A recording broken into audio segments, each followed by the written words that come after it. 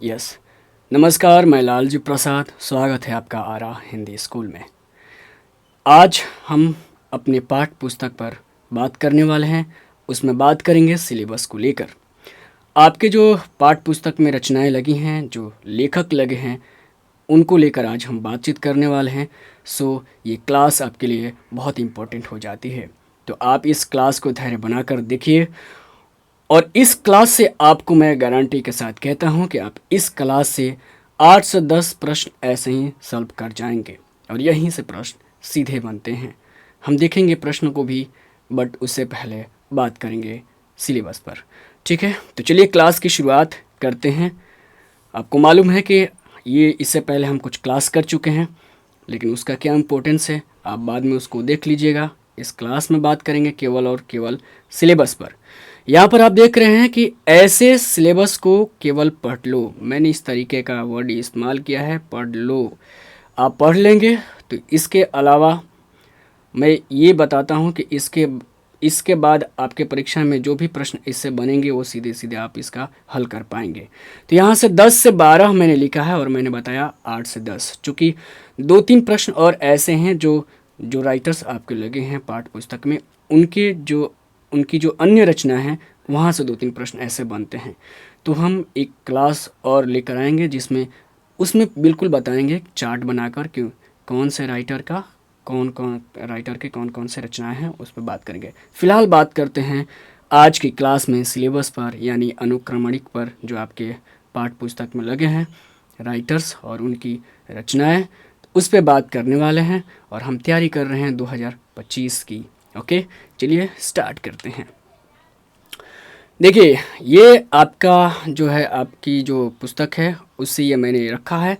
आपको मालूम ही है कि गद्य खंड में 14 रचनाएं लगी हुई हैं, जिसमें से आप देख सकते हैं क्या है, बातचीत, जिसके राइटर हैं बालकृष्ण भट्ट। ठीक है, अभी फ़िलहाल हम ये चीज़ देख लेते हैं।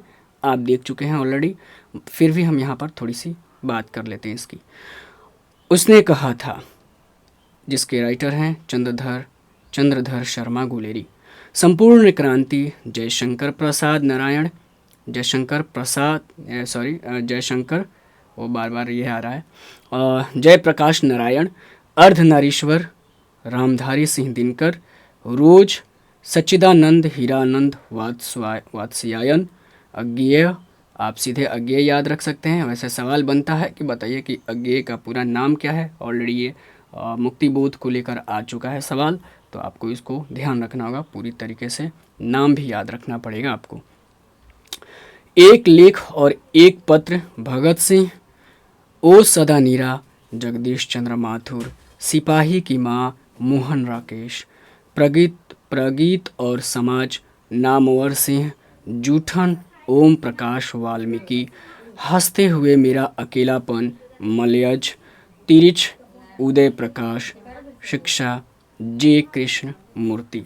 ये आप जानते हैं, लेकिन इम्पोर्टेंट क्या है उस पर आते हैं। ये भी है कड़बक, थोड़ी बहुत इस पर भी ध्यान दे लेते हैं। कड़बक जो है कौन लिखे हैं भाई, मलिक मोहम्मद जायसी। ठीक है, पूरा नाम आपको याद रखना है, वैसे आपको दे देगा जायसी, पूरा नाम पूछ सकता है। पद सूरदास, ये पद सूर तुलसीदास। ठीक है, छप्य नाभादास, कवित भूषण, याद रखना है। तुमुहल कोलाहल कलह में जयशंकर प्रसाद, पुत्र वियोग सुभद्रा कुमारी चौहान, उषा शमशेर बहादुर सिंह, जन जन का चेहरा, सॉरी,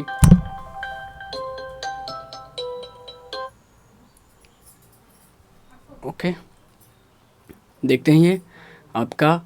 और उषा हो गया, शमशेर बहादुर सिंह, जन जन का चेहरा एक, गजानन माधव मुक्तिबोध। यहाँ से आपका प्रश्न आ चुका है कि बताइए मुक्तिबोध का पूरा नाम क्या है। तो गजानन माधव मुक्तिबोध। ठीक है, अधिनायक रघुवीर सहाय। ठीक है, प्यारे नन्हे बेटे को विनोद कुमार शुक्ल, हार जीत अशोक वाजपेयी, गांव का घर ज्ञानेंद्र पति। तो ये आपके सिलेबस के जो रचना हैं और राइटर्स हैं। ठीक है, ये आप प्रतिपूर्ति में 3 ये कहानी पढ़ते हैं इस तरीके से आप, रस्सी का टुकड़ा, ठीक है, गाय डी मोसापा, और क्लर्क की मौत अंतोन चेखव, पेशगी हेनरी लुपेज। आगे देखते हैं सबसे इम्पोर्टेंट क्या है। ये तो आपको मोटा मोटी मैंने ऐसे बता दिया कि ये ऐसा है। ये आप देख सकते हैं सबसे इम्पोर्टेंट चीज़, इसके लिए मैंने काफ़ी मेहनत किया है और मैं इस कोशिश में मेहनत किया है कि आपको सीधे सीधे इस चीज़ को दिया जाए कि जहाँ से आपके 10 से 12 प्रश्न ऐसे हल हो जाएं। ठीक है, उम्मीद है कि आपको ये चीज़ दिख रहा होगा। वैसे मैं बोलूँगा साथ साथ में तो आप समझ जाइएगा। करना क्या है आपको, आपके अपने A4 साइज का जो एक कॉपी है, सबसे पहले तो एक कॉपी पेन ज़रूर रख लीजिएगा, और ज़रूरत है कि आप एक कॉपी स्पेशल बना ही लीजिएगा इस क्लास के लिए, यानी जो हम हिंदी यहाँ कर रहे हैं इसके लिए एक सेपरेट कॉपी बना लीजिएगा A4 साइज़ का। आप इस तरीके से ना चार्ट बना लीजिएगा, ठीक है, चार्ट बना लेना है। और हर रोज़ तो नहीं, अगर देख सकते हैं तो देखिए उस चार्ट को ऐसा करना है, और दिन में 1 घंटा तो ज़रूर हिंदी के लिए दीजिएगा, बाकी दीजिए नहीं दीजिए मैं आपको इस तरीके से तैयार करवाऊंगा कि आप बाकी के समय बाकी सब्जेक्ट्स पे दे सकते हैं। 1 घंटा दीजिए और हम आपको काम खलास करवा देंगे। चलिए आइए यहाँ पर देखते हैं कि इस तरीके से आपको चार्ट बनाना है। कैसे बनाना है देखिए, पहले आपको ऊपर लिखना है पाठ, फिर लिखना है विधा, लेखक, जन्मकाल, ठीक है, जन्मकाल या जन्म समय, ठीक है, और कालखंड, माता पिता, और गांव। गांव के जगह लिख सकते हैं जन्म स्थान, ठीक है, जन्म स्थान, ये सही रहेगा, जन्म स्थान यहाँ पर लिख लीजिएगा। समझ गए। बात करते हैं यहाँ पर पाठ, यहाँ देख रहे हैं तो इस पाठ में जो भी आपके देखिए रचनाएं लगी हैं ना, यहाँ पर मेंशन कर देना है। निबंध, ये जो है विधा जो है, इसमें ये मैं बता रहा हूँ कौन कौन सी विधा है, आप ध्यान से क्लास को केवल सुनिए। देखिए बातचीत क्या है, इसका जो है प्रकाशन वर्ष है आपका 1891 में बातचीत का प्रकाशन होता है। इसका विधा क्या है, निबंध है। बातचीत क्या है, निबंध है, आपको मालूम है ये। और बालकृष्ण भट्ट इसके लेखक हैं। अब देखिए ये तो पहला चैप्टर है तो आपको मालूम रहता है, याद रहता है बालकृष्ण भट्ट। ऐसे याद रखना है कि जो बालकृष्ण भगवान जो थे बाल में थे तो वो खूब बातचीत करते थे गोपियों से, ऐसे याद रखना है तो आपका ये राइटर मालूम पड़ जाएंगे। और ये क्या है, निबंध है, ठीक है। और बालकृष्ण भट्ट का जन्म क्या है, कब हुआ है, तो 1844। इसको कैसे याद रखना है, बस ये एक बार ना सबसे पहले क्या करिएगा, चार्ट ये बना लीजिएगा, उसके बाद आपको पढ़ना है, याद नहीं करना है, ठीक है। 1 से 2 बार, 3 बार, 4 बार आपको एक बार पढ़ लेना है, और उसके बाद जब पढ़ेंगे तो आपके दिमाग में कुछ थॉट्स उत्पन्न होगा, कुछ चीज़ें, कुछ वर्ड्स आपके दिमाग में आना शुरू हो जाएगा। तो आपको पहला तो ये करना है फिलहाल, उसके बाद कैसे दिमाग में ऐसा डालना है, याद करना है, जो मैं अभी बता रहा हूँ ऐसे आपको करना है। जैसे अभी मैंने बताया कि आपको बालकृष्ण भट्ट का जन्म काल याद रखना है, तो कैसे याद रखेंगे, जन्म दिन समय याद रखना है ये, ठीक है। तो कैसे याद रखेंगे जन्म काल इनका, तो ये देखिए 1800 आप देख सकते हैं, 2 ही राइटर हैं ये 1800 में, एक चंद्रधर शर्मा गुलेरी हैं और एक ये हैं। और 44 यहाँ देख रहे हैं, 4 है, तो आपको ऐसे याद रखना है कि बाल कृष्ण, यानी जो कृष्ण भगवान हैं वो बाल के रूप में है, यानी 4 वर्ष के हैं, यानी 4 वर्ष के हैं, यानी 44 वर्ष के हैं। अभी बाल हैं यानी छोटा है, 4 वर्ष के हैं, तो आप ऐसे पकड़ लेंगे, ठीक है। ये सारा देखिए यहाँ पर ईस्वी होगा, मैंने मेंशन नहीं किया है, ये सब समझिए कि आप ईस्वी में हैं। अब आप आगे बात करते हैं, सवाल यहीं से बनता है कि बताइए कि ये जो बालकृष्ण भट्ट हैं किस कालखंड से आते हैं। आपको बता दूं कि जो हमारी जो हिंदी है इसको कई कालखंडों में विभक्त किया गया है, ठीक है। आप इस कालखंड से सेपरेट मैंने लेकर एक क्लास बना दिया है, आप देख लीजिए, हिंदी साहित्य का काल विभाजन, ठीक। इसके जो पिछली क्लास है आप वहाँ पर जाकर देख सकते हैं नहीं, एक रिक्वेस्ट है कि आप ज़रूर उसको देखिए ताकि आपके दिमाग में एक ओवरऑल थॉट क्रिएट हो जाए कि अच्छा हिंदी क्या है, हिंदी को कितने कालखंडों में बांटा गया है, हिंदी का इतिहास क्या है, ये आप जान पाएंगे। तो वहीं से मैं ये क्यों बता रहा हूँ, क्योंकि आपके 2-3 प्रश्न ऐसे बने हुए हैं, और पूछे जा रहे हैं कि बताइए कि ये बालकृष्ण भट्ट हैं किस कालखंड से आते हैं। ठीक है, ये जैसे जगदीश चंद्र माथुर हैं किस कालखंड से आते हैं। तो ऐसे सवाल बन चुके हैं इसीलिए, और भक्ति काल से ज़्यादा सवाल बनते हैं। जो हम आगे जो कविताएं लगी हैं उनको देखेंगे तो वहाँ से प्रश्न ज़्यादा बने हैं। तो आपको ये ध्यान रखना है कि ये क्यों बता रहा हूँ, मैं बिल्कुल सही बता रहा हूँ आपको, कोई भटकाने वाली बात नहीं कर रहा हूँ। तो आइए यहाँ पर देखते हैं भारतेंदु युग। देखिए सबसे पहले जो बालकृष्ण भट्ट हैं किस में आते हैं, आधुनिक। ये देखिए नीचे मैंने लिखा है आधुनिक, सवाल यहाँ से नहीं बनता है। भारतेंदु युग लिखा हुआ है, यहाँ पर देखेंगे समाजवाद लिखा हुआ है, मैंने प्रगतिवाद लिखा है, यहाँ से नहीं पूछता है, अभी तक तो नहीं पूछा है। लेकिन मैंने ये बता दिया है कि मूल रूप से कहाँ से आते हैं, ये भारतेंदु युग में आते हैं बालकृष्ण भट्ट। ठीक है, लेकिन भारतेंदु युग किस में आता है, आधुनिक काल में आता है। ठीक है, ये याद रखना है। तो सवाल बने कि बालकृष्ण भट्ट बताइए किस कालखंड से आते हैं, तो आधुनिक काल से। राइट, इतना आपको याद रखना है। अब इनके माता पिता की बात करते हैं तो माता पार्वती देवी हैं। ठीक है, माता पार्वती देवी हैं और पिता बीने ये प्रसाद है। ठीक है, बेनी प्रसाद है, ये गलत हुआ है, आप यहाँ पर देखेंगे बेनी, ये बे और ये नी, बेनी प्रसाद है, ये आधार मान लीजिए बेनी प्रसाद, यहाँ मिस टाइप हुआ है, इतना ध्यान रखना है। बेनी प्रसाद भट्ट, ये बट लिखा है भट्ट होगा और टाइपिंग में गलत हुआ है। तो आप ऐसे कैसे याद रख सकते हैं इसको, देखिए बालकृष्ण भट्ट की माता, जैसे बालकृष्ण क्या है, एक भगवान है, तो भगवान की माता क्या होंगी, देवी ही होंगी। इस तरीके से आपको याद रखना है। तो देवी कौन है, पार्वती देवी हैं। ठीक है, आपको ऐसे याद रखना है। और भगवान को प्रसाद चढ़ता है। ठीक है, ये बीने का मतलब होता है आपका चोटी होता है, ये चोटी होता है, या फिर एक होता है जो दरवाज़ा होता है, पल्ला जो लगता है, तो पल्ला में ये दो पल्ला हुआ दरवाजे का, तो इस पे एक देखिएगा एक पट्टा लगाया जाता है ताकि ये दूसरा पल्ले को रोक के रखे, तो पट्टे को भी बीने बोलते हैं। तो आपको ऐसे याद रखना है कि बालकृष्ण भट्ट बीने प्रसाद, पिताजी के हैं बीने प्रसाद, यानी प्रसाद उनको चढ़ता है बीने। ठीक है, कुछ आपको ऐसा कुछ ट्रिक बनाना है, आपको दिमाग में कुछ ऐसा शब्द को, ऐसे कुछ चीज़ों को आपको मेंशन करना है, दिमाग को बताना है, फीड करना है कि हाँ ऐसा ऐसा ऐसा। आप देखिए मैं जो बता रहा हूँ ये बिल्कुल ऐसा ही नहीं करना है, आपको अपने तरीके से कुछ चीज़ों को जोड़ना घटाना है ताकि आप कैसे याद रख पाते हैं ये करना है ना। अब इनका जन्म कहाँ है, इलाहाबाद है, यूपी में जन्म पड़ता है, यूपी में इलाहाबाद आता है, इतना याद रखना। और इलाहाबाद से देखिए इलाहाबाद है, तो अब देखिए कि इलाहाबाद में कौन किसका किसका जन्म हुआ है। तो यहाँ इलाहाबाद में देखिए यहाँ पर कोई नहीं है, लेकिन आगे आप बढ़ते हैं हम लोग तो यहाँ पर देखते हैं एक और राइटर हैं जहाँ पर इलाहाबाद में इनका जन्म हुआ। कौन है, सुभद्रा कुमारी चौहान जो है, लेडी जो हैं, कवयित्री जो हैं, इन्हीं का है जन्म स्थान ही है। तो आपको तो एक ऐसे याद रखना है कि इलाहाबाद किनका जन्म हुआ है, दो लोग हैं इलाहाबाद में, एक तो बालकृष्ण भट्ट हो गए और उसके बाद सुभद्रा कुमारी चौहान है। तो आपको ऐसे भी जन्म स्थान याद रखना है, मिलाना है कि किनका किनका दो दो बार आया हुआ है, तो एक दिमाग में ये भी अटैच रहेगा कि एक बार में दो लोगों का याद हो जाएगा इलाहाबाद यूपी में, पहले पीछे आते हैं फिर।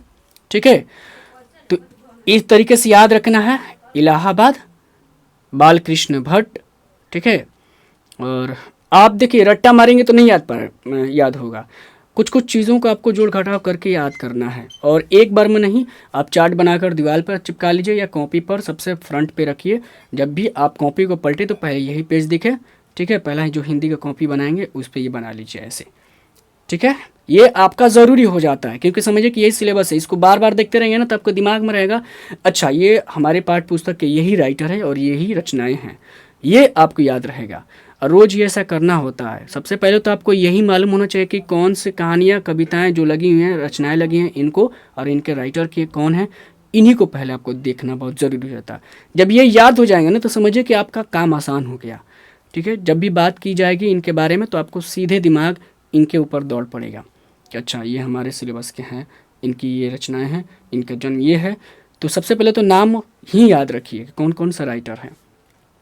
आइए आगे बढ़ते हैं, ज़्यादा टाइम नहीं लेंगे, बस ये चार्ट को एक बार ऐसे देख लेते हैं। आपको नोट करना है फिर आपको देखना है सेल्फ।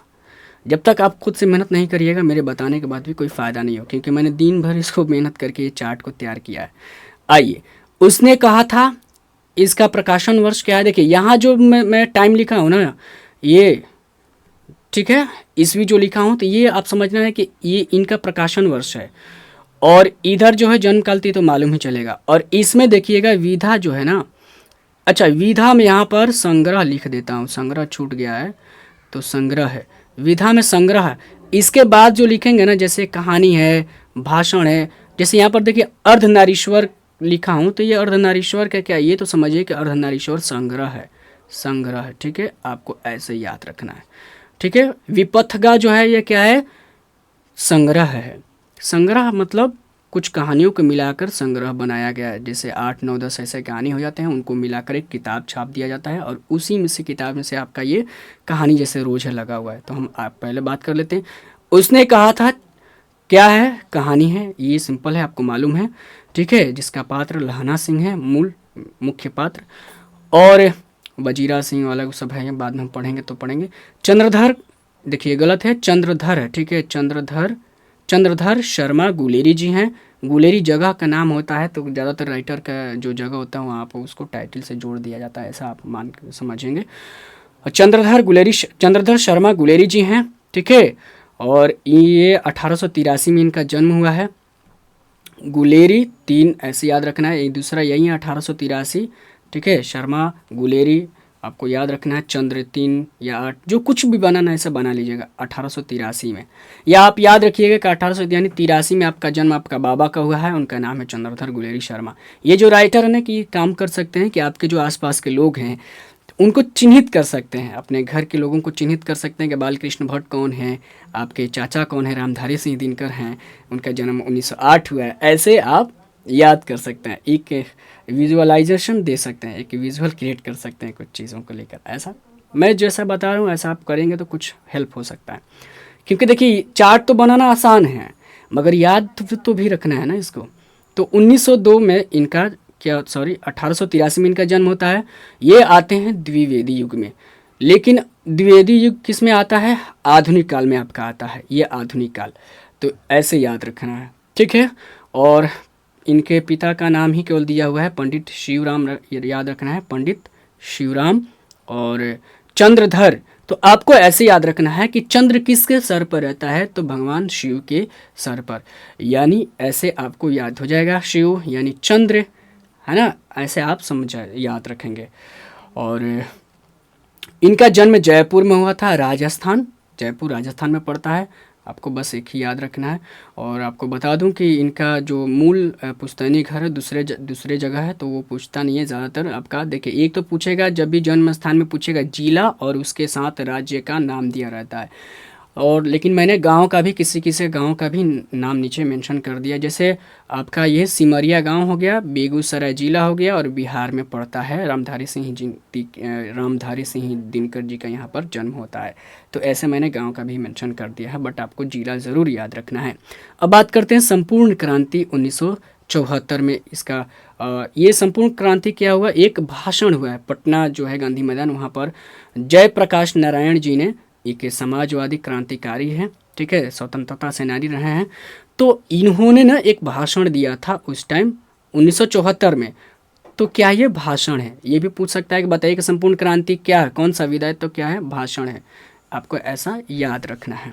ठीक है, ये तो मालूम ही रहेगा, जय प्रकाश नारायण, बार बार मैं जयशंकर प्रसाद बोल दे रहा था, वो छायावाद के राइटर हैं, और परीक्षा में वो उनको पूछा गया है कि बताइए कि छायावाद के ये कौन से किस विधा कालखंड में आते हैं, तो जयशंकर प्रसाद छायावाद में आते हैं, ये ऑलरेडी आ चुका है, तो आगे हम देखेंगे। ठीक है, तो बात करते हैं, इनका जन्म 1902 हुआ है। ठीक है, ऐसे याद रखने हैं, नारायण 2 हैं। ठीक है, याद रखना है, या 2 बार याद रखें, 1902, बस यही एक राइटर है जो 1902 में इनका यहाँ पर लगा हुआ है, 1902 में ही एक सिंगल राइटर है जो 1900 से जैसे शुरुआत हो रही है ना 1900 से, तो 1900 के शुरुआती में कौन से हैं राइटर, शुरुआती में 2 नंबर पे जय प्रकाश नारायण, ऐसे याद रखना है, 1902 जय 2 बार कर दिए, जय 2। ठीक है, ऐसे ये समाजवादी विचारक नेता रहे हैं। ठीक है, ये किसी कालखंड में नहीं आते हैं, राइटर नहीं है, बट इनको इतना याद रखना है। और माता का नाम है फुलरानी देवी, हर्षुदयाल पिता है, पहले माता को मैं रखा हूँ, यहाँ पर देखें माता है तो माता रखेंगे कि सब पहले माता ही मिलेंगी, फिर उसके बाद पिता मिलेंगे, समझ गए, ऐसे याद रखना है। फुलरानी देवी और हर्षुदयाल माता के पिता का नाम है। और सिताब दियारा, ठीक है। ये बलिया सिताब दियारा आपका बलिया यूपी और बिहार के एक बॉर्डर पर बलिया और सारण जिला के बीच में एक गांव पड़ता है सिताब ये दियारा, तो यहीं इनका जन्म होता है। ठीक है, याद रखना है। और अब बात करते हैं नेक्स्ट में अर्धनारीश्वर। ये क्या है, निबंध है और संग्रह क्या है, अर्धनारीश्वर यानी उसी नाम से है। रामधारी सिंह दिनकर जी, जिन्हें राष्ट्र कवि भी कहा जाता है और एक राष्ट्र कवि मैथिली शरण गुप्त को भी कहा जाता है, तो ये भी याद रखना है। और इनका जन्म 1908 में होता है। दिनकर 8, दिनकर 8 ऐसे। ठीक है, रामधारी सिंह दिनकर 8। प्रगतिवाद के ये लेखक रहे हैं, प्रगतिवाद। ठीक है, वैसे छायावाद और प्रगतिवाद का जो बीच का समय है उसको संक्रमण काल के रूप में जानते हैं, वो आपको जानना कोई ज़रूर नहीं है। ये सब कोई आपको इतना याद रखना है कि कहीं छायावाद में भी मेंशन मिलता है, कहीं प्रगतिवाद में भी। तो छायावाद के बाद ही प्रगतिवाद आता है। ठीक है, तो ये किस में आता है, आधुनिक काल में। बस इतना आपको याद रखना है कि आधुनिक काल, रामधारी सिंह दिनकर आधुनिक काल में आते हैं। ठीक है, माता का नाम मनरूप देवी है, पिता रवि हैं। दिनकर मतलब रवि होता है, तो आपको ऐसे पिता का नाम तो याद ही रहेगा उसके पर्यायवाची शब्द के रूप में। ठीक है, दिनकर यानी रवि सिंह, ऐसे याद रखना है, रामधारी सिंह दिनकर के पिता के नाम। और मन रूप यानी राम के जो रूप है वो मन को हरने वाला है। ठीक है, तो ऐसे याद रखना, राम का रूप जो है मन को हरता है, यानी मन रूप यानी मन रूप। माता का नाम हो गया, पिता दिनकर हैं, तो ये रवि हो गए उसके पर्याय में, ऐसे याद रखना है। गांव सिमरिया बेगूसराय आपके बिहार में है, बेगूसराय जिला। ठीक है, ऐसे याद रखना है, सिमरिया बेगूसराय, सिमरिया।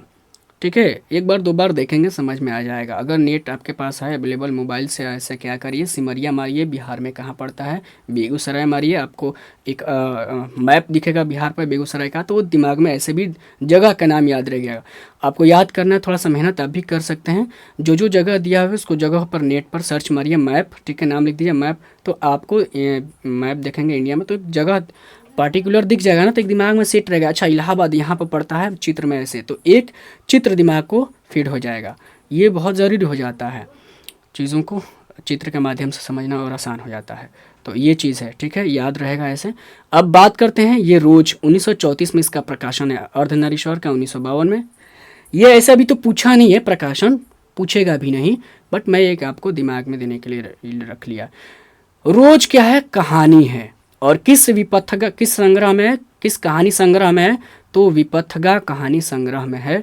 ठीक है, तो रोज क्या है, रोज ऐसे याद रखें 3-4 बार, रोज 3-4 बार पैर काटे जाते हैं। इसमें आप देखेंगे बीमारी है, घाव का बीमारी, जिसमें पैर को काट दिया जाता है। रोज जो है ना, मालती का जो है परमेश्वर नाम है, जो उसका शायद परमेश्वर ही होगा, देखेंगे हम आगे जब पढ़ेंगे तो उसका जो है मालती का पति रोज पैर को काटता है, तो वही 3-4 बार रोज। 1900 और सारे तो 19 में ही है, सब कुछ 19 में, तो घबराना नहीं है, बाकी लास्ट वाला ही याद रखना है। कहानी हो गया, ये कौन सा रोज कहानी है। ठीक है, विपथगा संग्रह में आता है।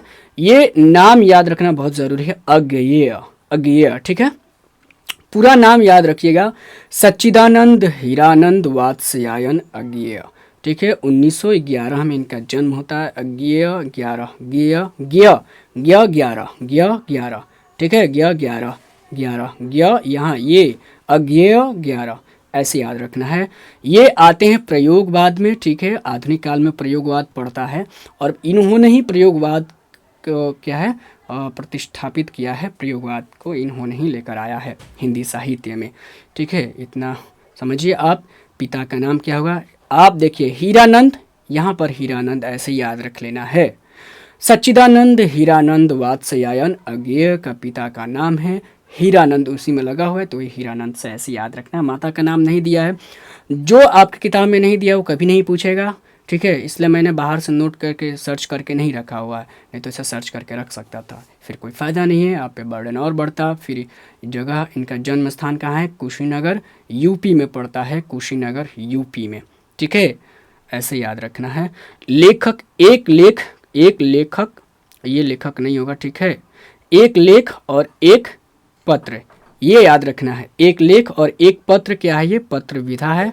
वैसे इन्होंने पत्र लिखा था अपने दोस्तों को, तो ऐसे समझना, ये पत्र में आता है। ठीक है, और भगत सिंह इन्होंने जेल में रहते हुए अपने लिखा हुआ है। इनका जन्म 1907 में होता है। भगत सिंह 7 में, भगत 7, कितने भगत थे? 7 भगत थे, ठीक है। और एक लेख एक पत्र ये आसान है, याद तो हमेशा ही रहता है। भगत सिंह क्या थे? नौजवान थे, युवा थे, तो वो पत्र ही लिखेंगे ना। अब जो पत्र लिखें, ऐसा आप याद रखिए, नौजवान आदमी क्या होता है, थोड़ा सा नौजवान जो रहता है वो पत्र ही लिखता है। वो पत्र किसको लिखता है? अपने प्रेमी प्रेमिकाओं, अपने दोस्तों मित्रों, ये ऐसा समझ सकते हैं। ये समझ गए आप, स्वतंत्रता सेनानी रहे हैं, ये क्रांतिकारी रहे हैं जम के। इनके बारे में तो आप खुद मालूम है, आपको ज़्यादा बात नहीं करनी है।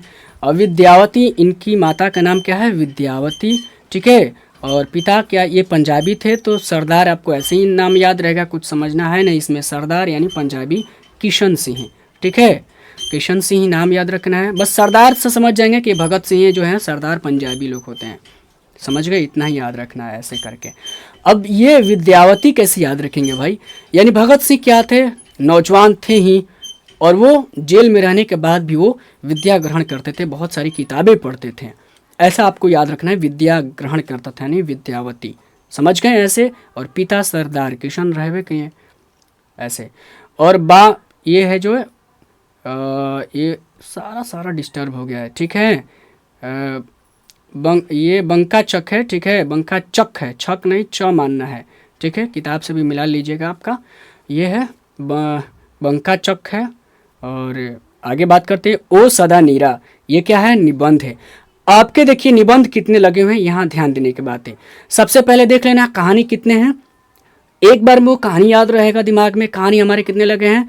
पहले तो अभी निबंध की बात करते हैं। निबंध एक, ये निबंध, दूसरा ये निबंध अर्धनारीश्वर, तीसरा ओ सदा निबंध, यानी 3 निबंध यहीं पर मिल गया आपको।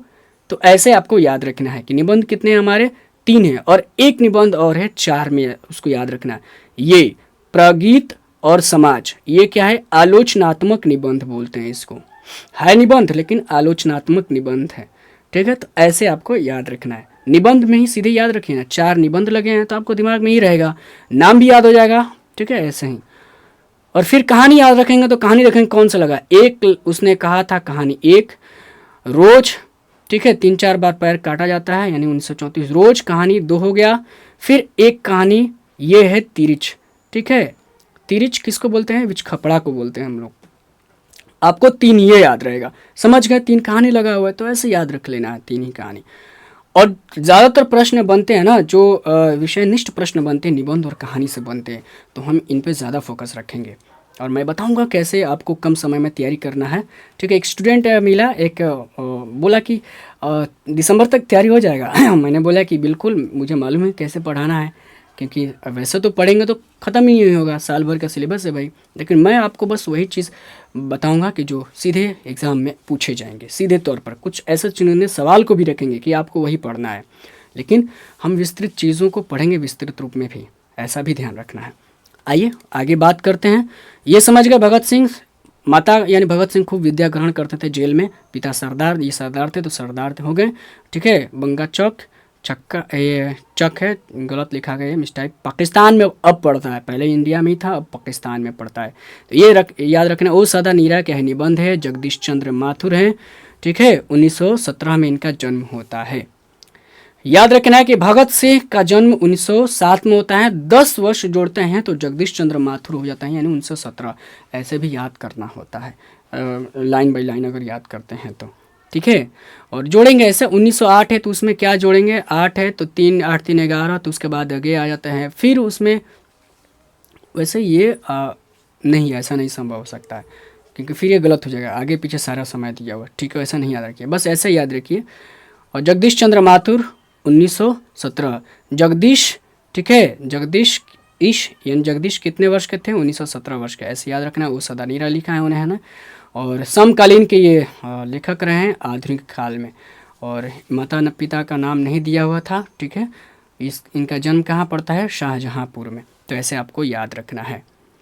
अब बात करते हैं सिपाही की माँ एकांकी है, ये बस एक ही एकांकी लगा हुआ, सिपाही की माँ। एकांकी क्या होता है? नाटक का छोटा रूप होता है जिसमें कम पात्र होते हैं और कम दृश्य होता है, मतलब एक ही दृश्य होता है। दृश्य अलग रहता है लेकिन अंक उसमें एक ही रहता है। तो बस इतना याद रखें, एकांकी का मतलब ही होता है एक अंक, ठीक है, नाटक का छोटा ही रूप होता है, ऐसे याद रखना है। मोहन राकेश इनका बचपन का नाम क्या है? मदन मोहन गुगलानी, ठीक है। मदन मोहन गुगलानी मूल नाम है इनका, ये सवाल बन सकता है, इंपॉर्टेंट है ऐसे, ठीक है। ये मोहन है, ठीक है, बहुत मिस टाइप हो गया है, पता नहीं सेव तो किया था, कैसे ले लिया है, आपको याद रखना है मोहन राकेश, ठीक है, आपको ऐसे याद रखना है। और 1925 में, ठीक है, राकेश आपका कोई घर का लड़का है, मान लीजिए उसका जन्म कब हुआ है? 1925 में हुआ। 25 यानी वो राकेश कितने वर्ष का है? 25 वर्ष का है, ऐसे याद रखना है, 25 वर्ष का है, ऐसे याद रखिए। मोहन, कौन मोहन कितने वर्ष का है? 25, या राकेश, मोहन राकेश कितना का, ठीक है, 25 का है, ऐसे याद रखना है। ये भी समकालीन में आते हैं, आधुनिक काल में आता है ये सब, ठीक है।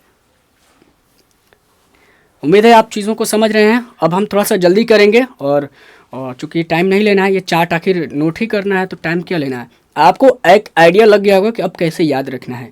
अब हम केवल पढ़ते हैं ऐसे, ठीक है। और ये हो गया, ये सम आधुनिक काल में आते हैं। फिर इनका माता का नाम है, इनकी माता का नाम बच्चन कौर है। फिर है करमचंद गुगलानी, पिता का नाम गुगलानी करमचंद, ठीक है, ऐसे याद रखना। और ऐसे भी मालूम है मोहनदास करमचंद गांधी, आपको मालूम ही है गांधी का पूरा नाम, तो मोहन यानी लगा हुआ है मोहनदास करमचंद गांधी यानी करमचंद गुगलानी, मोहनदास करमचंद ये ऐसे याद रखना है। यहाँ से हो गया। अमृतसर पंजाब में आता है, या अमृतसर वो टेम्पल जो मंदिर है उसे आप याद रखिए, मोहन जी वहाँ टेम्पल, ऐसे याद रखिए, स्वर्ण मंदिर वहीं है अमृतसर में ही, ठीक है। प्रगीत और समाज, ये आलोचनात्मक निबंध है, डॉक्टर नामवर सिंह हैं, ठीक है, ये एक बड़े आलोचक हैं आधुनिक काल के, ठीक है, नई कविता में।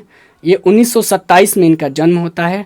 राकेश से 2 वर्ष नामवर सिंह जो हैं बड़े हैं, ऐसे याद रखना है, ठीक है, ऐसे याद रखेंगे। 25 और 27 एक पास में, तो ऐसे याद रखिए। 7 और 17 एक जगह है, तो ऐसे याद रखिए, दोनों से थोड़ा सा ये हो जाएगा, आसान हो जाएगा।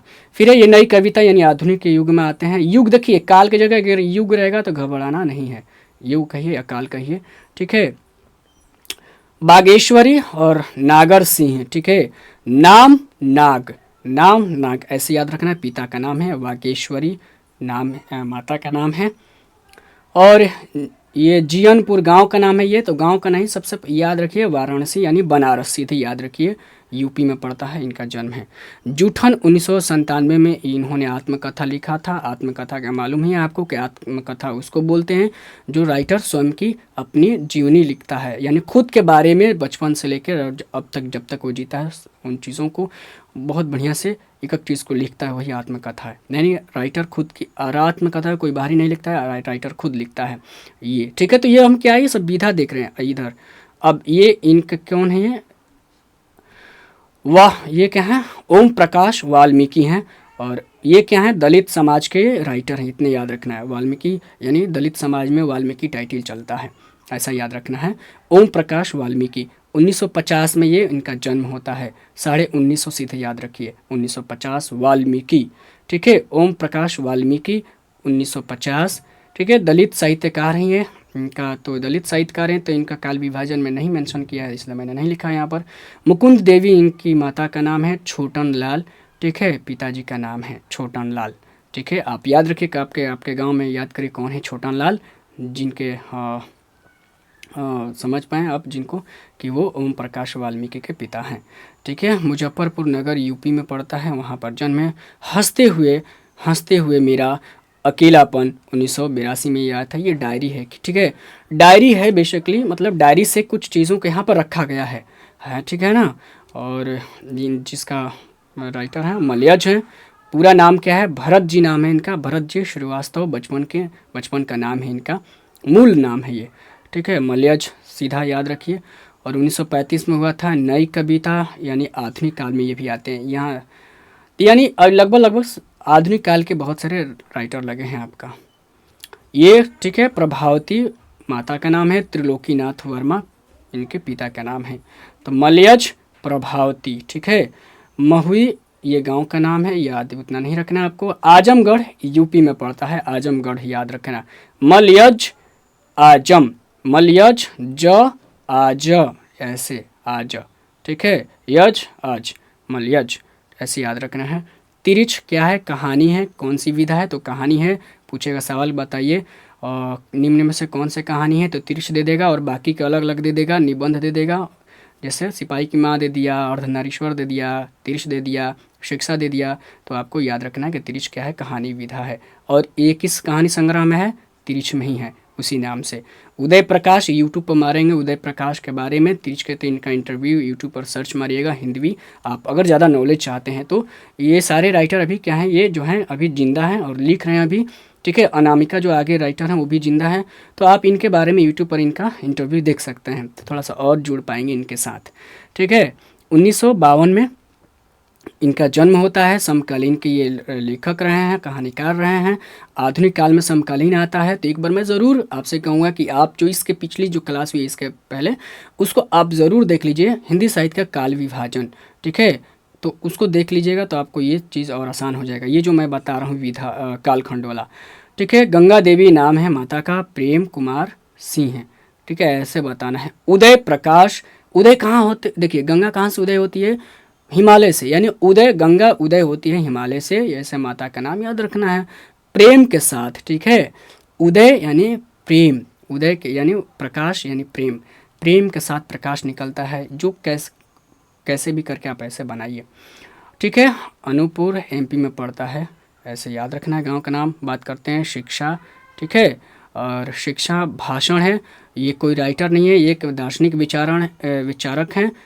पूरा नाम क्या है, जिद्दू कृष्णमूर्ति, परीक्षा में ये आ चुका है, पूछा है। जे कृष्णमूर्ति का पूरा नाम क्या है, तो ये परीक्षा में 2024 में पूछा जा चुका है, 1895 में। एक ये राइटर हैं, यानी 3 1800 में आते हैं यहाँ पर। पहले तो हो गया बालकृष्ण भट्ट और चंद्रधर शर्मा गुलेरी और जिद्दू कृष्णमूर्ति, ये हैदराबाद के रहने वाले हैं, एक ही हैं साउथ से इधर, और ठीक है, जो 1895 में इनका जन्म होता है। तो ऐसे आपको याद रखना है। ये क्या है, दार्शनिक, शिक्षाविद हैं, विचारक रहे हैं ये। और संजीवम्मा नारायण जिद्दू, ठीक है, माता का नाम संजीवम्मा है, और ऐसे भी समझ में आएगा कि संजीवम्मा, ठीक है, ये साउथ का ही उधर का वर्ड है ये। नारायण जिद्दू, जिद्दू है तो जिद्दू से ऐसे पकड़ा जाएगा, चित्तूर आंध्र प्रदेश में जगह का नाम है, ये ऐसे याद रखना है। अब बात करते हैं, वो क्या था, गद्य खंड से। अब बात करते हैं पद्य खंड से। कमेंट करके ज़रूर बताइए कि ये जो चार्ट अभी तक मैंने जो कुछ समझाया कैसा समझ में आ रहा है कुछ, या बताइए कि नहीं, और ये कितना हेल्पफुल रहेगा आपके लिए, ये भी ज़रूर कमेंट करके बताइए, ठीक है। और तब तक आगे देखते हैं इसमें पद्य खंड में, कोई ज़्यादा बात नहीं करना है इसमें।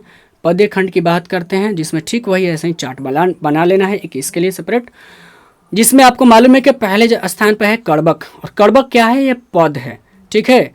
और पद्मावत जो है एक है खंड काव्य है, तो उस पद्मावत से ही इस पद को लिया गया है, ठीक है। पद्मावत में महारानी पद्मावती की कहानी कही गई है, और उसी में जो छोटा छोटा कड़बक है ना, तो उसी कड़बक को उन्होंने यहाँ पर आपके पाठ्य पुस्तक में लगा दिया गया है, दे दिया है, ठीक है। तो याद रखेंगे पद्मावत में है तो इतना याद, कड़बक पद्मावत। और मलिक मोहम्मद, ठीक है, जायसी, मेन जायसी याद रखिएगा, पूरा क्या नाम है, मलिक मोहम्मद, 1492 में इनका जन्म है। ये हाँ, ये जो है ना सबसे इम्पोर्टेंट आपको यहाँ ध्यान रखना है, और ज़्यादातर प्रश्न यहीं से बने हुए हैं। तो जैसे निर्गुण भक्ति में ये जायसी किस में आते हैं, निर्गुण भक्ति में आते हैं, और कौन से शाखा में आते हैं, तो प्रेम मार्गी शाखा में आते हैं। और किस काल में आता है, तो भक्ति काल में आता है। तो सवाल ऐसे बना है कि बताइए कि निम्न में से निर्गुण भक्ति में आते हैं कौन, या फिर ये पूछ देगा कि बताइए निम्न में से कौन से भक्ति काल खंड से हैं, और 4 ऑप्शन में राइटर का नाम दे देगा, ठीक है, कवियों का नाम दे देगा। तो ऐसा समझना है। तो इतना याद रखना है कि जायसी किस में आते हैं, निर्गुण भक्ति में आते हैं, और निर्गुण भक्ति किस में आता है, भक्ति काल में आता है। और पीछे इस क्लास को ज़रूर जाके देख लीजिएगा, भक्ति काल को मैंने पूर्ण रूप से समझाया हुआ, हिंदी साहित्य के कालखंड, ये जो पीछे क्लास किया है उसको मैं बार बार यही कह रहा हूँ कि ज़रूर उसको देखिए, तब जाके ये समझ पाएंगे इस चीज़ को, नहीं तो नहीं समझ पाएंगे, फिर रट्टा मारना पड़ेगा आपको, ठीक है। मलिक शेख ममरेज पिता का नाम है।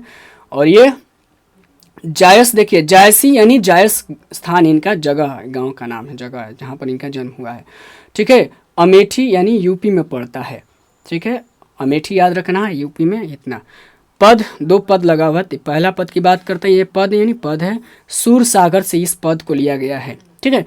पद कविता को ही कहते हैं, घबराने की बात नहीं है, ठीक है। तो पद जैसे कविताओं का कुछ पदों को आपके यहाँ पर दिया हुआ है। तो सुर सागर में ना कुछ कवि वहाँ का जो पद है वहाँ से इस उठा कर दे दिया, सीधे नाम रखा, पद रखा है।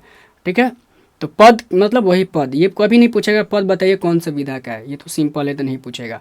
सुर सागर ये पूछ सकता है कि बताइए पद जो है कहाँ से लिया गया है, तो सुर सागर से लिया गया है। और सुर सागर यानी सूर यानी सूरदास, ऐसे ही याद रखना है, सूरदास। ठीक है, पद यानी पहला जो पद है सूरदास, और 1478 में इनका जन्म होता है। ये सगुण भक्ति में आते हैं, कृष्ण भक्ति शाखा, यानी सूरदास भगवान कृष्ण की आराधना किया है इन्होंने, कृष्ण भगवान का ही इन्होंने पूजा पाठ किया हुआ है, यानी मतलब उनका गुणगान गाया हुआ है, ऐसे ही आपको याद रखना है। ठीक है, कृष्ण के बारे में कोई अगर सबसे ज़्यादा लिखा है तो सूरदास लिखे हैं, ऐसे आपको याद रखना है। ये सब भक्ति काल में आता है, भक्ति काल का ये सब उपकाल खंड है, तो आपको वो क्लास देखेंगे तो समझ में आ जाएगा, यहाँ ज़्यादा नहीं डिस्कस करेंगे। माता पिता नहीं नाम दिया हुआ है। ठीक है, जन्म स्थान कहाँ है, सिंही दिल्ली में पड़ता है। और निवास स्थान जो मूल इनका निवास मतलब जन्म तो हो गया सिंही में, लेकिन फिर इन्होंने जहाँ निवास किया स्थान को उसका नाम है, जैसे होता है ना एक परमानेंट होता है, एक होता है कि अब कहाँ है वो होता है। तो परमानेंट इनका जन्म कहाँ हुआ था, मतलब मूल जन्म स्थान कहाँ हुआ है, सिंही में, लेकिन वो अब जहाँ रहते हैं कहाँ रहे हैं, वो निवास स्थान ये गौघाट और वृंदावन में गौघाट, ऐसे याद रखना है। ऐसा ज़्यादा पूछेगा गौघाट ही पूछेगा अगर पूछता है तो। दूसरा पद है विनय पत्रिका, तुलसीदास जन्म नाम, ये ऑलरेडी प्रश्न आ चुका है कि तुलसीदास का नाम क्या है बताना है, तो राम बचपन का नाम है इनका राम बोला। ठीक है, 1543 में सगुण भक्ति में आते हैं। ठीक है, राम भक्ति शाखा में भक्ति काल में ये आता है। ठीक है, माता का नाम हुलसी है, आत्मा राम दुबे पिता का नाम है तुलसीदास जी का। राजापुर बांदा में, ये याद रखना है, राजापुर पूछे या बांदापुर पूछे, बांदा पूछे, यूपी में आता है। बात करते हैं आगे छप्य, छंद यानी क्या है, छप क्या है, ये इंपॉर्टेंट है, पूछ देगा कि छप्य बताइए कौन सा विधा है, तो छंद है। ठीक है, याद रखना है, दो ही छंद है, छप्य और कवित्त, दो ही छंद लगा हुआ है इसमें। ठीक है, भक्ति काल में आता है ये, सॉरी भक्तमाल, नाभादास इसके लेखक हैं, कविकार हैं। तो नाभादास का एक सबसे इम्पोर्टेंट जो ग्रंथ हुआ है भक्तमाल हुआ है, ये ज़्यादा इंपॉर्टेंट नहीं है लेकिन आपको याद रखना है ना, ये पूछ सकता है, एक ही है ये तो ज़्यादातर पूछता है, यूजीसी नेट में तो बहुत बार पूछा ये सब कि बताइए नाभादास का कौन सा ये रचना है, तो भक्तमाल है। 1570 में है, ये भी कौन से आते हैं, भक्ति काल में आते हैं। भक्ति काल में किस में आते हैं भाई, तो राम भक्ति शाखा में आते हैं, ऐसे याद रखना है, माता पिता नहीं। दक्षिण भारत में है, दक्षिण भारत सीधे दिया हुआ था, जगह नहीं बताया था दक्षिण भारत में। ठीक है, अब बात करते हैं कवित्त। ठीक है, कवित्त क्या है, छंद है, और भूषण इसके कवि हैं, और 1613 में जन्म है, रीति काल में ये आते हैं। ठीक है, इतने याद रखना है। रत्नाकर त्रिपाठी, ये प्रश्न ऑलरेडी पूछा जा चुका है 2024 में, बताइए रत्नाकर त्रिपाठी किसके पिता हैं, तो ये भूषण के हैं। ठीक है, कानपुर यूपी में पड़ता है। तुमुल कोलाहल कलह में ये कविता है, क्या है, बाकी सब तो कविता ही है, अब आपको घबराना नहीं है, कविता ऐसे याद रखना है। कामायनी के ये जो है निर्वेद सर्ग से लिया गया है इस पर, ठीक है, कविता को। और कामायनी एक बहुत बड़ा महाकाव्य है, उस महाकाव्य में से छोटा सा अंश आपको यहाँ पर दिया गया है, तुमुल कोलाहल कलह के नाम से। ठीक है, और जयशंकर प्रसाद, बार बार वही नाम आ रहा था, ये छायावाद के ऑलरेडी पूछा जा चुका है प्रश्न, बताइए कि छायावाद के कौन से लेखक हैं, तो ये सवाल आ चुका है 2024 में। 1889 में, तो देखिए जो मैं बता रहा चुका, तो देखिए कितना इंपॉर्टेंट हो जाता है ये सब, और एक जगह कर दिया तो आपका काम और आसान कर दिया है। छायावाद आधुनिक युग में पड़ता है। ठीक है, तो ये याद रखना है, यहाँ पर छायावाद इंपॉर्टेंट है, आधुनिक में तो ये नहीं पूछेगा आधुनिक, पूछेगा छायावाद। ठीक है, माता का नाम दिया था केवल देवी प्रसाद। ठीक है, जयशंकर देवी प्रसाद। ठीक है, ऐसे याद रखना है, यानी जयशंकर भगवान का नाम है तो भी देवी माता वैसे याद रखना है। वाराणसी यानी बनारस में इनका जन्म है, यूपी में, ये बनिया परिवार से आते हैं। पुत्र वियोग, ठीक है, कविता क्या है, ये पुत्र वियोग कविता है। मुकुल संग्रह जो है, काव्य संग्रह मुकुल नाम है उसका, और उसमें से एक कविता पुत्र वियोग आपका यहाँ पर दिया हुआ है। 1930 में ये मुकुल काव्य संग्रह आया था, प्रकाशित हुआ था, किसका है, तो ये सुभद्रा कुमारी चौहान का है। ठीक रखना, खूब लड़ी मर्दानी, खूब लड़ी वो झांसी की रानी वाला जो है ना, वो वाला है, खूब लड़ी मर्दानी वो तो झांसी वाली रानी है, ऐसा याद, वही इन्हीं का कविता है वो, तो ऐसे भी आपको ये अब याद रहेंगे। और 1904 में देखिए, चौहान 4, सुभद्रा कुमारी चौहान 4, चौहान 4, चार, ऐसे याद रखना 1904। छायावाद किए हैं, कवित्री हैं, आधुनिक काल में आती हैं, ठीक है। धीराज कुंवर माता का नाम है, ठाकुर रामनाथ, ऐसे आपको याद रखना है, ठीक है। मज़ा आ रहा है क्या, बताइए कमेंट करके। बाकी थोड़ा सा मैं सीरियस होकर बता रहा हूँ, वैसे थोड़ा सा जल्दी करते हैं, ठीक है, क्योंकि आपको तो नोट करना ही है, आप थोड़ा सा समझ जाइए, मेरे द्वारा तो समझेंगे तो थोड़ा सा और आसान हो जाएगा। कहीं कहीं कुछ चीज़ें ऐसी मिलेंगी आपको कि जो काम के रहेंगी, तो उससे और आपका एक दृष्टि खुलेगा, ठीक है। और इलाहाबाद में तो बताया ना कि इलाहाबाद में इनका जन्म हुआ है, बालकृष्ण भट्ट का इलाहाबाद में हुआ, 2 लोग इलाहाबाद में है, तो ऐसे आपको याद रखना है। अब बात करते हैं आगे की जो कविता है, नेक्स्ट है उषा। और उषा क्या है, कविता है, ठीक है। शमशेर बहादुर सिंह है इनका, शमशेर बहादुर सिंह है, और 1911 में जन्म हुआ है। 2 लोग 1911 में, अगले का भी जन्म उधर देखे हैं 1911 में हुआ है, और इनका शमशेर बहादुर सिंह का भी हुआ है 1911 में। तो ऐसे आपको 11 और यहाँ पर बहादुर 11, ठीक है, ऐसे याद रखना है। 2 ही लोग 1911 में यहाँ पर हैं जन्म। और ये किस में आते हैं, प्रयोगवाद में आते हैं। दूसरा सप्तक प्रयोगवाद में, तार सप्तक की शुरुआत उन्होंने अज्ञे किया था उन्होंने, तो ये याद नहीं रखना है, बस इतने याद रखना है, प्रयोगवाद में है, आधुनिक काल में आता है। प्रभुदेवी माता का नाम है, तारीफ सिंह पिता का नाम है, देहरादून उत्तराखंड के ये हैं, ऐसे याद रखना है। जन जन का चेहरा एक, ठीक है, कविता है। चांद का मुंह टेढ़ा है, ये उसमें ये काव्य संग्रह है, ये उसमें का है। गजानन माधव मुक्तिबोध, ठीक है, गजानन माधव मुक्तिबोध से सवाल बन चुका है, बताइए मुक्तिबोध का पूरा नाम क्या है, तो ये सवाल आ चुका है 2024 में। 1917 में इनका जन्म होता है, ठीक है। प्रयोगवाद में आते हैं, देखिए प्रयोगवाद में 3 लोग आते हैं, अज्ञे आते हैं, शमशेर बहादुर सिंह आते हैं, गजानन माधव मुक्तिबोध आते हैं, ठीक है, याद रखना है। पार्वती बाई, एक आप उधर देखे हैं, बालकृष्ण भट्ट की माता का नाम पार्वती देवी है, और यहाँ पर फिर देख रहे हैं गजानन माधव मुक्तिबोध पार्वती बाई, यहाँ पर बाई लगा है, वहाँ देवी है, ठीक है, तो ऐसे याद रखना है। और 2 लोग का माता का नाम एक हो गया, तो ऐसे भी दिमाग में रहेगा, ऐसे याद रखना है कि मुक्तिबोध हैं और इधर बालकृष्ण भट्ट हैं, ऐसे याद रखना है। और ग्वालियर में इनका जन्म होता है, एमपी में पड़ता है, एमपी का मतलब मध्य प्रदेश। अधिनायक कविता है, क्या, ठीक है, रघुवीर सहाय का है, और 1929 में इनका जन्म होता है। प्रयोगवाद के भी हैं, ठीक है। श्री हरदेव सहाय इनका जन्म का, सहाय यानी सहाय मिला लेना है टाइटल से, जब भी पूछे तो टाइटल देगा ही, ठीक है। लखनऊ में आते हैं, ठीक है, ऐसे याद रखना है। और प्यारे नन्हे बेटे का कविता है, विनोद कुमार शुक्ल जी अपने नाती को लेकर शायद उन्होंने इसे लिखा हुआ है, पढ़ेंगे तो समझ पाएंगे, 1937 में, ठीक है। और शुक्ल 37, ठीक है।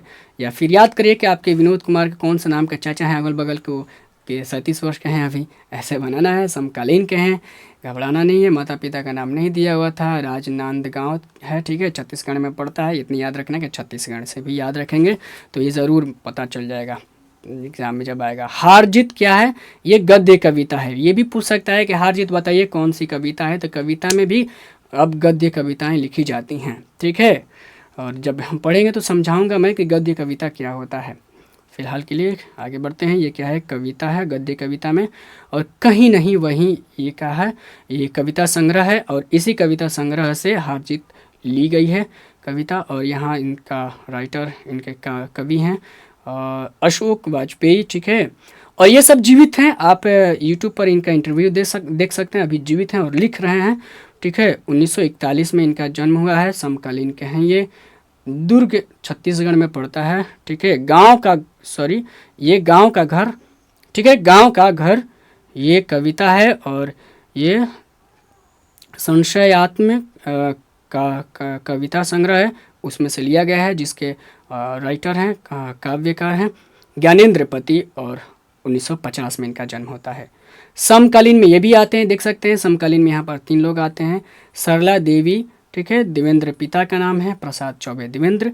यहाँ से याद रखना ज्ञानेंद्र देवेंद्र, ज्ञानेंद्र देवेंद्र, एंद्र पिता, ऐसे याद हो जाएंगे, ठीक है। सरला देवी, ठीक है, ज्ञानेंद्र, जब आप थोड़ा सा ये नेगेटिव हो जाएगा, लेकिन छोड़िए नहीं बताऊंगा। लेकिन आप याद रखिए, जब आदमी का दिमाग ख़राब हो जाता है या सड़ जाता है तो उसको ज्ञान की ज़रूरत पड़ती है। थोड़ा सा नेगेटिव हो जाएगा लेकिन कोई नहीं, आप तो याद रखने के लिए मैं बता रहा हूँ, तो ऐसे आप याद रख सकते हैं। ज्ञान की ज़रूरत पड़ती है और गोड्डा झारखंड में पड़ता है। ठीक है, तो ऐसे आपको चार्ट बना लेना है और रेगुलर देखेंगे तो याद हो जाएगा। थोड़ा सा दिमाग लगाएंगे, आपको माइनस प्लस करके जोड़कर कुछ चीज़ों को, तस्वीर को, इधर से लोगों को, जैसे जैसे मैंने बताया, आप इस चार्ट को याद रख सकते हैं। और 10 से 12 प्रश्न आपको फिक्स है। नहीं आएगा तो हमको कमेंट करके बोल दीजिएगा जब परीक्षा देकर आइएगा कि नहीं आप गलत सब बताए हुए हैं, है ना। ठीक है, और आगे बात करते हैं। आपका ये प्रतिमूर्ति में जो 3 कहानियाँ लगी हैं, कहानी ही है, कोई संवादात्मक कहानी है जिसमें संवाद है, तो कोई ऐसे भी है। ठीक है, तो ये आपको देख लेना है। रस्सी का टुकड़ा याद रखना है। सबसे ज़रूरत इसमें क्या है, इंपॉर्टेंट क्या है कि रस्सी का टुकड़ा किसका है, तो गाइडी मुसाफा, ऐसे याद रखना, बस यही ज़्यादातर पूछता है। और ये कहाँ का थे, जन्म स्थान, 3 चीज़। जन्म तो ये नहीं पूछेगा, पूछेगा तो आपको याद रखना है। 1800 में है, 1850 में आप भी देखें, उधर भी हैं राइटर पीछे लगे हुए हैं। 1850 में कौन आते हैं आप देख लीजिएगा, और इधर भी एक लगे हुए हैं, तो ऐसे याद रखना है, मैच कराना है। ये रूस के थे। क्लर्क की मौत क्या है, कहानियाँ अंतोन चेखव, 1860 में इनका जन्म हुआ है, ये रूस के थे। और पेशगी जो है कहानी है, हेनरी लोपेज। ठीक है, और 1937 में देखना है, कांगो अफ्रीका में पड़ता है। तो इस तरीके से आपको चार्ट बना लेना है ताकि आपको एक जगह सब कुछ अवेलेबल हो जाए। तो ये रहा कंप्लीट आपका सिलेबस, और मैंने सब कुछ निचोड़ यहाँ पर आपको दे दिया है। ठीक है, अगर आपके पास PY यानी प्रीवियस ईयर का जो क्वेश्चन है 2024 का, तो उठाइए उसको, इसको पढ़ने के बाद देखिए, खुद से मिलाइए तो समझ जाएंगे। इस तरीके से आपको ये कंप्लीट हुआ सिलेबस। आगे प्रश्न दिया हुआ है, तो हाँ अच्छा देखिए, मैंने आधुनिक काल के जो भी राइटर सब लगे हुए हैं, देखिए यहाँ पर मैंने लगा दिया है, तो आपके लिए काम और आसान हो गया है। अगर वो क्लास नहीं भी देख सकते हैं, वैसे तो देखना पड़ेगा क्योंकि भक्ति काल को यहाँ पर लगाया ही नहीं है, तो भक्ति काल को वहाँ देखना पड़ेगा। वहाँ से सवाल 2-3 सवाल ऐसे ही बन जाता है, तो ये देखना ही पड़ेगा। फिलहाल के लिए आप ये चार्ट देख सकते हैं। और यहाँ पर देखिए, ये काव्य का वर्गीकरण क्या है, यहाँ पर गद्य ये क्या है, पद्य का है। ठीक है, और ऐसे ही गद्य में भी होता है, तो ऐसे याद रखना है, कोई दिक्कत नहीं है, उधर नहीं जाना है टेक्निकल चीज़ों में। आप याद रखिए क्या है, ये सब लेखक हैं, और हाईलाइट मैं कर दिया हूँ, ये सब लेखक हैं और ये किस युग में आते हैं, और ये सब युग किस में आता है, आपको आधुनिक काल में आता है। ऐसे याद रखना है, मैंने लॉक करके रखा है। ठीक है, ऐसे याद रखना है। ठीक है, और ये हाईलाइट जो मैं कर दिया ना, ये आपके पाठ्य पुस्तक में जो लगे हैं राइटर, उनका नाम हाईलाइट कर दिया है। ये समझ गए, नीचे भी जो दिया हुआ है, ये लगभग इसमें से आपके पाठ्य पुस्तक में लगे हुए हैं। तो उम्मीद है ये आप समझ गए होंगे सारा चीज़। आगे बढ़ते हैं। आगे में मैंने ये सब सवाल लगाया हुआ है, थोड़ा सा 1-2 बता देता हूँ, बाकी क्लास को ओवर करता हूँ। चूँकि ये सब क्लास मैंने पहले ही क्लास में ये जो प्रश्न लगे हैं पहली क्लास में ही मैंने इनको हल करवा दिया है और बता दिया है। तो यही चीज़ है, आप ज़रूर पीछे के जो क्लास हैं ज़रूर देख लीजिएगा। ठीक है, देखिए भगत सिंह का जन्म कब हुआ है, तो आपको मालूम है 1907 में हुआ है। ऐसे यहाँ से सीधे ये 2024 में प्रश्न पूछा हुआ है। देखिए ये सब कहाँ का प्रश्न है, 2024 का प्रश्न है ना। निम्नलिखित में कौन कवि सगुण भक्ति धारा के हैं। देखिए पूछा ना, सगुण होता है, निर्गुण होता है। भक्ति धारा को, भक्ति काल को 2 भागों में बांटा गया है, सगुण और निर्गुण, तो ज़्यादातर वहीं से पूछता है इसे। तो सगुण आप पढ़िएगा, उस क्लास को देखेंगे तभी समझेंगे। तो सगुण में देखिए ये क्या है, जायसी क्या है, निर्गुण में आते हैं। कबीर दास निर्गुण में आते हैं, ये दोनों निर्गुण में आते हैं। सूरदास क्या है आपका, सगुण में आते हैं। सगुण यानी जिसका रूप आकार हो उस भगवान की पूजा की जाती है सगुण में। निर्गुण में बिना रूप आकार के भगवान को याद किया जाता है, आध्यात्मिक रूप में ध्यान करके भगवान की आराधना की जाती है। और ये कुतुबन भी आपका निर्गुण में आते हैं, तो ऐसे याद रख लेना है। ठीक है, आप यहाँ लास्ट एक करते हैं, जो है सिपाही की माँ शीर्षक पाठ जो है कि साहित्यिक विधा क्या है। तो देखिए ये जो है गलत ऑप्शन टाइप हो गया है, तो ये नहीं रहेगा। यहाँ से देखिए, यहाँ से देखेंगे कहानी है कि एकांक एक निबंध है, तो आपको मालूम कि एक ही एकांकी लगी है, वो क्या है आपका, यही है सिपाही की माँ। तो ये आंसर हो जाएगा, समझ गए। तो इस तरीके से प्रश्न आ रहा है। तो चलिए क्लास को यहीं करते हैं ओवर, और बताइए कि आपको ये क्लास कैसी लगी। ये सब प्रश्न लगाया हो मैंने, तो ये ज़रूर बताइए कि आपको ये क्लास कैसी लगी, कि आपके लिए हेल्पफुल रहा। और उम्मीद करता हूं कि आप इस चैनल को अब तक सब्सक्राइब कर लिए होंगे, और अपने दोस्तों को बताइए कि दोस्त यहाँ पर class free of cost YouTube पर कंप्लीट सिलेबस कराई जा रही है यहाँ पर, और वो भी 10वीं और 12वीं की। तो उम्मीद है कि आप शेयर ज़रूर करेंगे, अपने दोस्तों को बताएंगे, स्कूल के जो दूर के दोस्त हैं उनको बताइए, एक जुड़िए, उन सबको जोड़िए और एक क्लास का माहौल बनाइए ताकि मुझे भी मोटिवेशन मिले और मैं और चीज़ों को आपके बीच लेकर आऊँ और आसान तरीके में लेकर आऊँ और परीक्षा की दृष्टि से लेकर आऊँ। ज़्यादा लेंदी नहीं बनाना हमें, ठीक है। चलिए, तब तक के लिए दीजिए इजाज़त और जय हिंद, जय भारत।